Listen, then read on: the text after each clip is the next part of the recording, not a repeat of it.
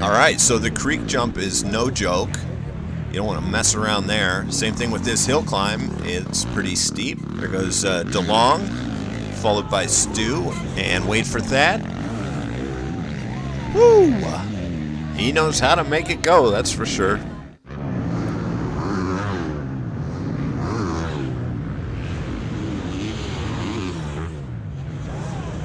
Another advantage of the hill climb there, a little kicker at the top.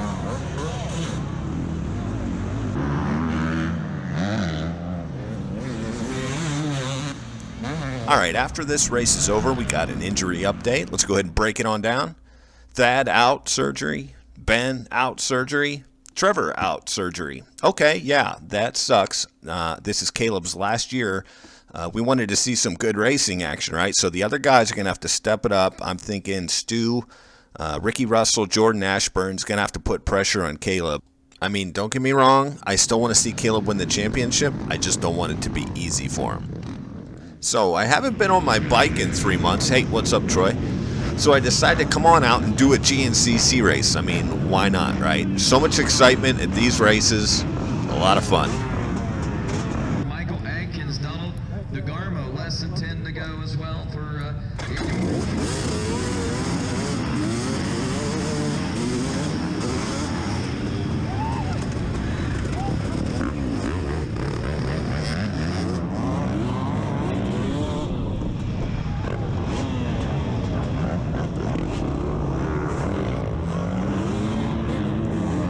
Yeah, boy, riding wheelies. GNCC starts are intense. I'll take that start, though. That wasn't too bad. There goes Troy off my left. I'm going to try to hang on to him as long as I can.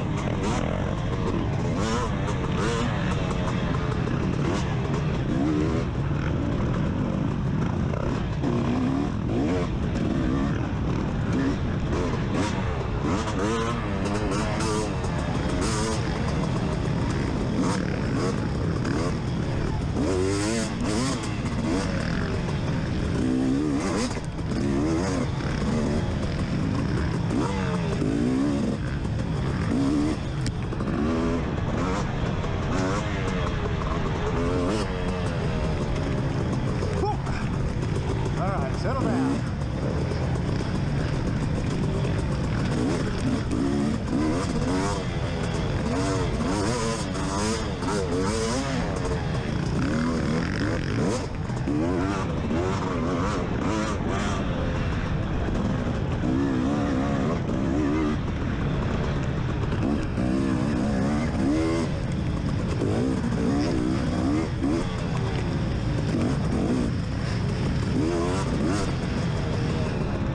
Alright, I'm starting to catch the crowd a little bit here as it starts to bottleneck up ahead.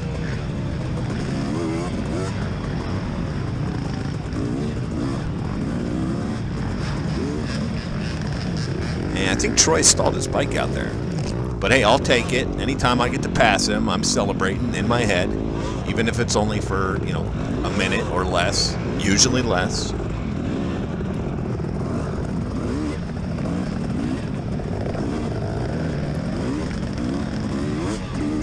Alright, so coming up on this spot here, there is a great line off to the left. And of course, I don't take it. That's just what I do. After I got home and I looked at the footage, I'm like, oh man, I could have blazed through there. What was I thinking? So, next time. You just got to look ahead. Jason, look ahead next time. You can do this.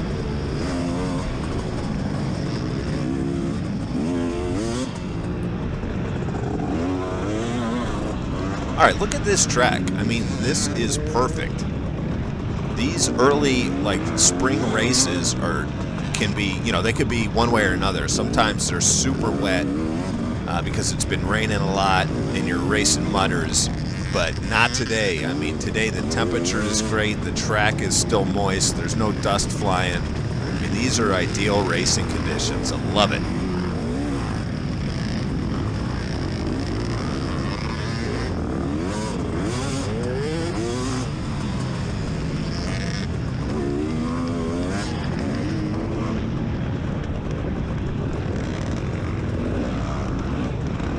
Alright, So coming up ahead, this is one good reason why you want to pre-walk the track or pre-ride the track if you got your mountain bike, because you can come up on these spots that kind of throw you for a loop. Like, I see these two lines here and I'm like, oh no, I'm not getting stuck in the first 10 minutes of the race. I don't even notice the line off to the right, but that looks like a pretty good spot over there. So I just get in line behind everybody. When you're going through a muddy spot like this, not really where you want to be. And this one didn't work out too bad for me, but, you know, hindsight, had I known it was there, I probably could have navigated around it a little bit better. And, you know, for this race, I showed up 2 hours prior, which is minimum, I think, because by the time you get your transponder, you get signed up, and you get your bike checked out, unloaded, and you get to the start line, it's time to race. So if you're there the night before and you get to walk the track, that's really going to help you out.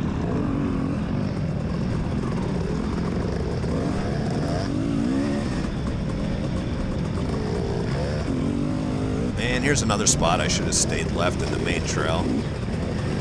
Would have made it a much easier pass. He's going to go ahead and wave me on by. Thank you, sir.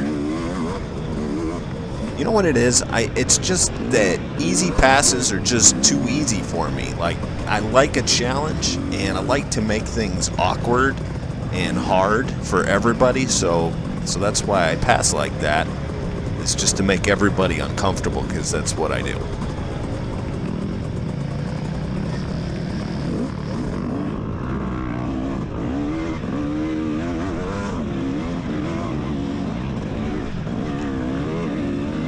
And like I said, this was my first time racing Big Buck. It was a great track. This is just like good, fun woods racing. Nothing crazy. At least for the AM guys. That creek jump and the hill climb were only for the PM riders.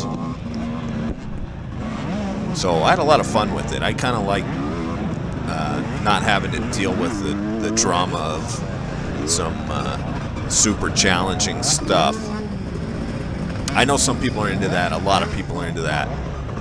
People like doing the hard enduros and stuff like that, and that's cool for those people. But for me, I'm okay just doing a regular old hare scramble. Call me old-fashioned, but I like all my bones where they're at. I don't like them moving around. And so right now, as I'm making this video, I'm making it way late. Like, we raced 3 weeks ago, and I'm just now doing it, right? So, yeah, I know I'm slacking, but, so, like, right now all this coronavirus stuff is going on, and they're starting to cancel everything, like schools, churches, restaurants in Charlotte where I live. I mean, they're, like, canceling everything. So Steel Creek's coming up next. That got canceled. I'm not sure about the rest of the races, the local races. We'll have to see what happens with all that stuff. And obviously, you know, you don't want to get the virus. You don't want to give it to someone else who might be sick. And then there's the whole financial aspect of it that, like, everybody's kind of like worried about what's going on there because there's a lot of uncertainty. So, yeah, just overall, the coronavirus sucks. And, you know, the timing is really bad too, right? I mean, this is like prime racing season when the weather's perfect. You know, if it was middle of summer and temperature was like 95 degrees, I'd be like, yeah, sure, I can miss races. But you hate to miss them when the temperature's this good. And does anybody know where all the toilet paper went? I mean, what is with this virus and toilet paper? You cannot find it in the stores. It's ridiculous. I don't know, some guy's probably got it hoarded all away in his basement and he's charging $20 a roll for it.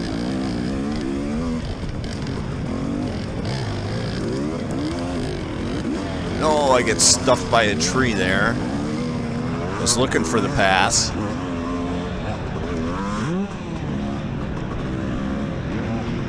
I'm telling you, the trees are just there at the wrong time for me whenever I'm trying to pass. Oh, look, I got a good spot here. Oh, another tree. I mean, come on. Come on, Jason. Here we go. Here we go. I got it now. Yeah, there we go.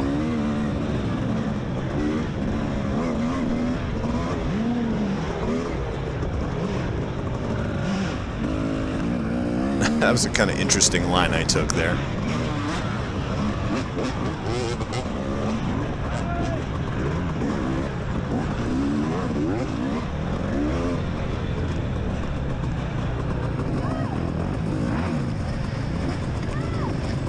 One thing about these races is there's so many people, there's a lot of passing going on all the time. So I'll pull over here and try and let someone by me. But if they don't jump right in there, you know, I ain't pulling over and waiting.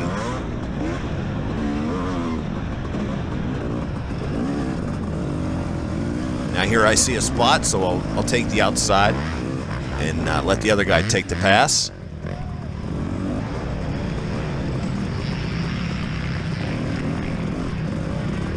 Left side. This was a fun little spot here through the woods. Lots of different lines you could take.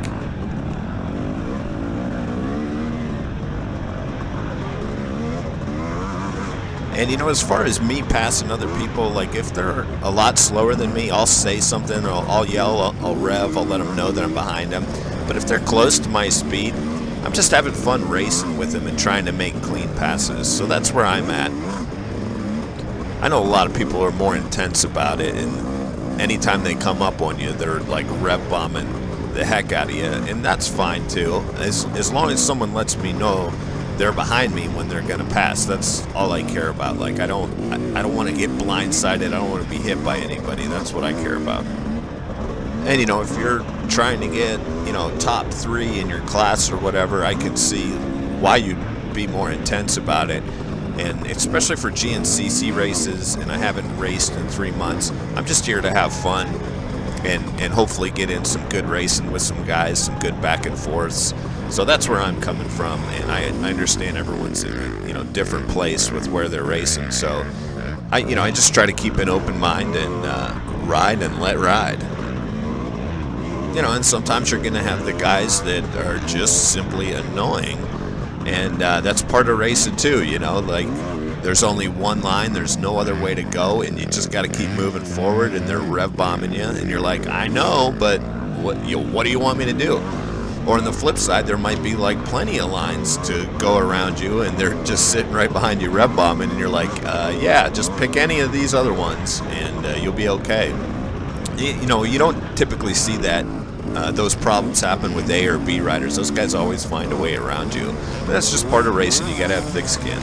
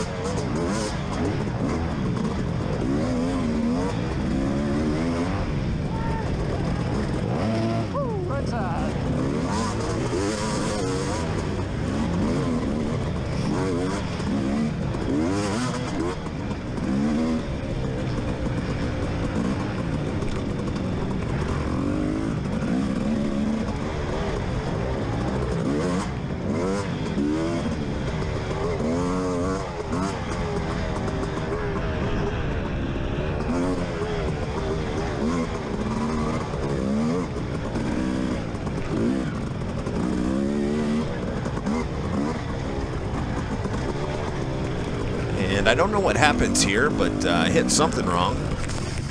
End up laying the bike down. Now I got to try to catch back up to the guys I just passed.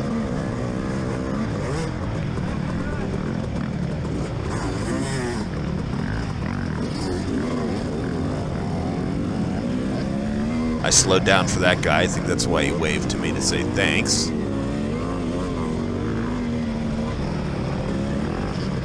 But then I follow him this way, which was really bad idea, because this was a horrible line. And then as I try to cut up the hill there, I drop the bike. So this is like 2 times within like a minute. Oh boy. I didn't see that guy coming. He like came out of nowhere.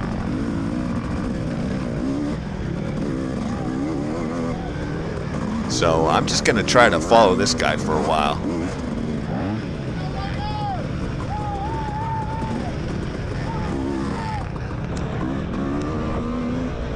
Alright, someone trying to pass there.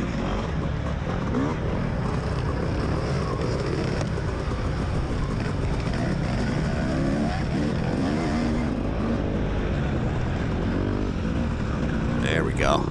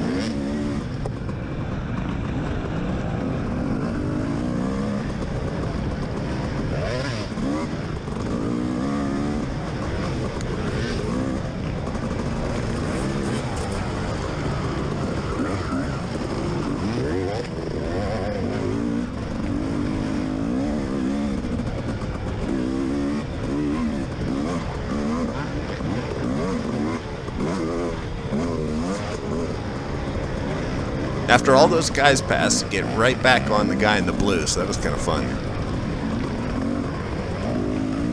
Like I said earlier when we went through that spot, that was one of my favorite spots. Especially when there was a lot of people, because you're all kind of weaving in and out of the woods.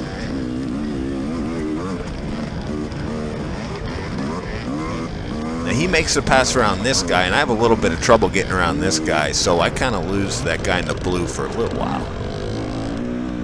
But that's okay. I'm having a good time racing this guy too.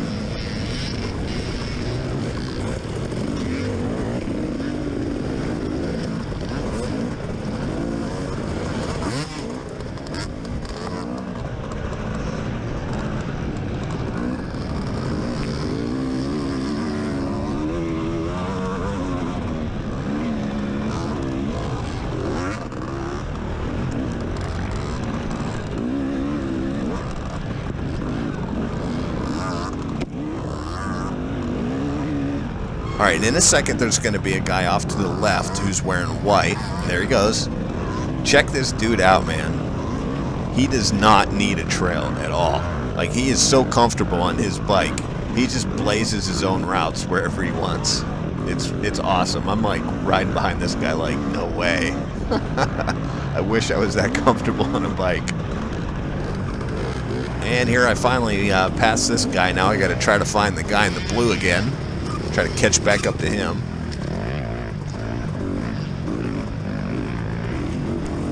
And I finally do a little bit later on. I think he stalled his bike out down here. I get the pass, and then he's going to pass me about 5 minutes later on. So it was a good back and forth. It was fun racing.